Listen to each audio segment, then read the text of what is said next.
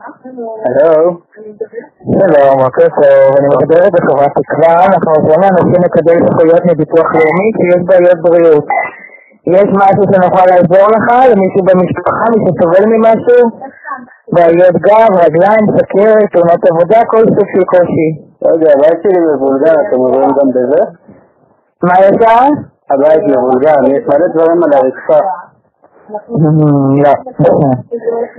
יש ילדים קשב וריכוז, חינוך מיוחד. כן, זה מה שאני אומר, אני לא מצליח לשים דברים במקום.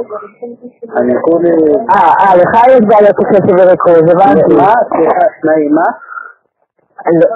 לך יש בעיות קשב וריכוז? לא, מה פתאום? את אומרת שאני בן אדם בעייתי? גם אני קצת...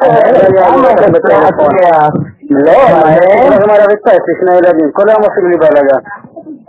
סוגרים, בסדר, יש להם איזושהי עניין עם קשב וריכוז, חינוך מיוחד או משהו? יש להם דברים, עושים מה שבראש שלהם, תוכל לעזור לי בזה? זה שלך להתייעץ עם נני. ללכת להתייעץ עם הנחיית ההורים? רעיון מעניין. אבל את לא יכולה לעזור לי ביטוח לאומי, אולי הם לא יכולים לשלוח לך נני הביתה. למה לא? האפשרות מעולה נראה לי, אז אולי כדאי שתפרסמו את זה. מעולה? תיזום את זה. את צודקת. לא, אבל אני אומר לא תפרסם תשים לאנשים, תציעו להם גם את זה. כשתיזום את זה, זה יהיה...